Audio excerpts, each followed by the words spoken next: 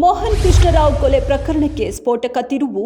ಬಾಗಲಗುಂಟೆ ವಿಜಯಲಕ್ಷ್ಮಿ ಬಡಾವಣೆಯಲ್ಲಿ ನಡೆದಿದ್ದ ಕೊಲೆ. ಕಿರುತೆರೆ ನಟಿ ಬಿಂದು ಬಂಧಿಸಿದ ಪೊಲೀಸರು. ಬಜರಂಗಿ, ಕಾಲಭೈರವ ಚಿತ್ರಗಳಲ್ಲಿ ಸಣ್ಣಪುಟ್ಟ ಪಾತ್ರದಲ್ಲಿ ಕಾಣಿಸಿಕೊಂಡಿದ್ದ ಬಿಂದು ಪಾರ್ಟಿ ನೆಪದಲ್ಲಿ ಮತ್ತಿಬ್ಬರು ಪ್ರಿಯಕರರ ಜೊತೆ ಸೇರಿ ಕೃತ್ಯ ಎಸಗಿದ್ರು. ಹೆಂಡತಿಯ ಕೊಲೆಗೆ ಸುಪಾರಿ ನೀಡಿದ ಪತಿ.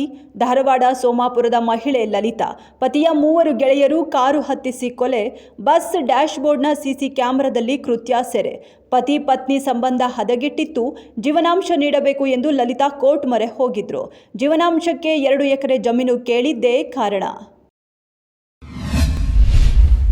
ಸೊರಬ ಪ್ರತಿಭಾನ್ವಿತ ವಿದ್ಯಾರ್ಥಿಗಳಿಗೆ ವಿಮಾನಯಾನ. ಜನ್ಮದಿನದ ಹಿನ್ನೆಲೆ ಸ್ವಕ್ಷೇತ್ರ ವಿದ್ಯಾರ್ಥಿಗಳಿಗೆ ಶಿಕ್ಷಣ ಸಚಿವರ ವಿಮಾನಯಾನ.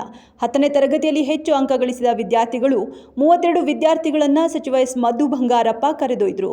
ಪ್ರತಿಯೊಬ್ಬ ವಿದ್ಯಾರ್ಥಿ ಜೊತೆ ಓರ್ವ ಪೋಷಕರಿಗೂ ಟ್ರಿಪ್. ಸೊರಬದ 30ಕ್ಕೂ ಹೆಚ್ಚು ಪೌರ ಕಾರ್ಮಿಕರಿಗೂ ವಿಮಾನಯಾನ ಆಯೋಜಿಸಿದ್ರು.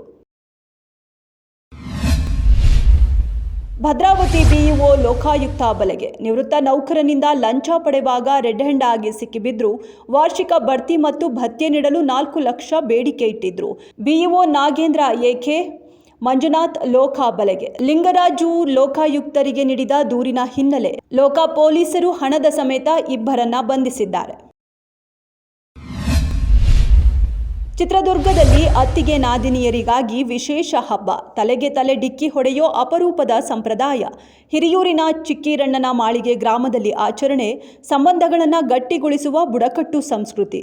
ಸೊಸೆಯಾಗಿ ಹೋದ ಹೆಣ್ಣು ಮಕ್ಕಳು ಜಾತ್ರೆಗೆ ತಪ್ಪದೆ ಹಾಜರ್.